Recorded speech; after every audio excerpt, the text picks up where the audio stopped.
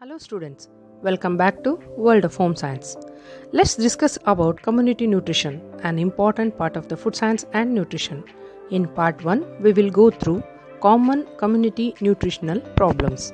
Myself, Vijay Patil, Assistant Professor of Home Science, Government First Grade College, Ankola. Community is a group of people who live in a geographical area and have an interest in each other for the purpose of making a living.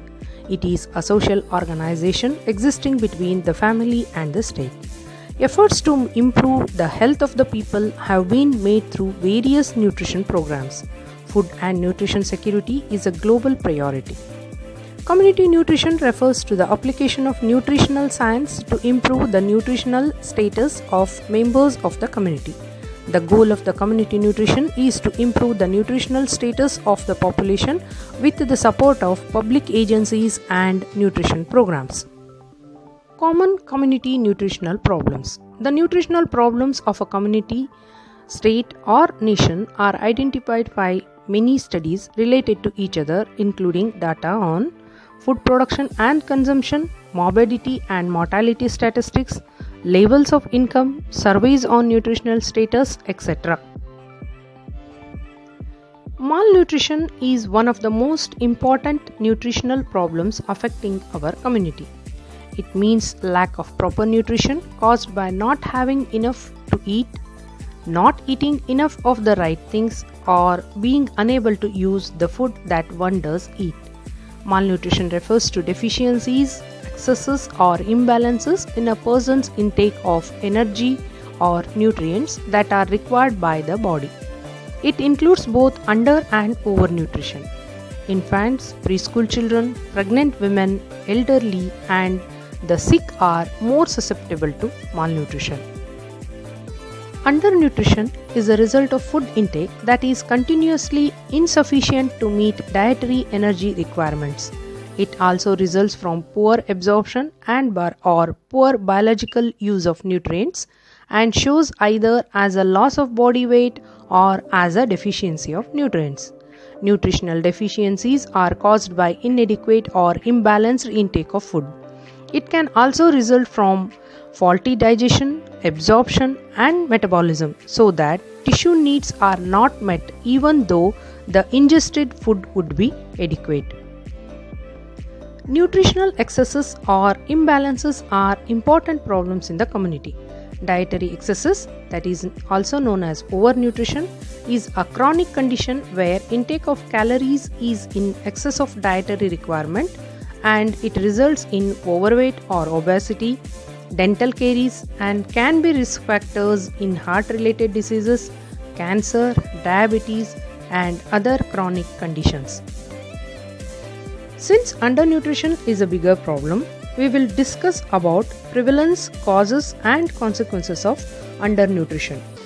The World Bank News Report 2013 estimates India as one of the highest ranking countries in the world for the number of children suffering from malnutrition. Malnutrition is a persistent problem in India. According to the Food and Agriculture Organization (FAO) 2012, about 18% of India's population is undernourished. Undernourishment is the main cause of children's death, and according to the United Nations Children's Fund (UNICEF), India houses 1/3 of the stunted, wasted, and malnourished children of the world. The prevalence of child wasting, that is, low weight for height, in India is twice as high as the average in Sub-Saharan Africa and 10 times higher than in Latin America. Nearly half of all Indian children, that is approximately 60 million, are underweight. About 45% are stunted, 20% are wasted, that is too thin for their height. It indicates acute malnutrition. 75% are anemic and 57% are vitamin A deficient. The prevalence of malnutrition in India varies across states, with Madhya Pradesh recording the highest rate, that is 55%, and Kerala among the lowest, that is 27%. Chronic hunger is defined as a condition that constant undernourishment caused by lack of both sufficient quantity and quality of food. It contributes to stunted growth in children and high mortality rates due to starvation or hunger related diseases. 842 million people are estimated to be suffering from chronic hunger in between 2011 to 2013.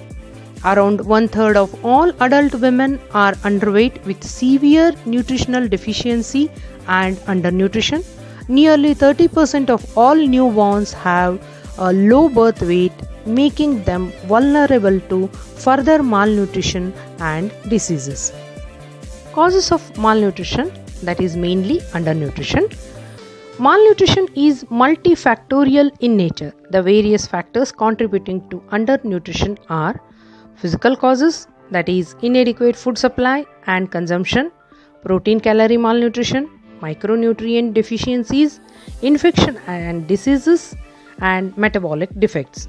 The second one is environmental and socio-economic causes, that those are natural calamities, climatic changes, pollution, poor sanitation and water supply, overpopulation, poverty, illiteracy, ignorance, cultural factors, etc.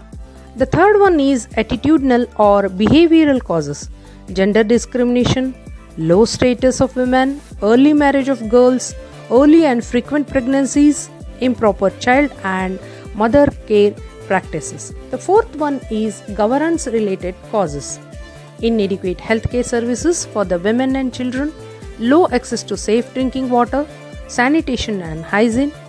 The specific objectives are not set by nutrition programs to reduce malnutrition, absence of action-based nutrition monitoring, etc. Consequences of malnutrition.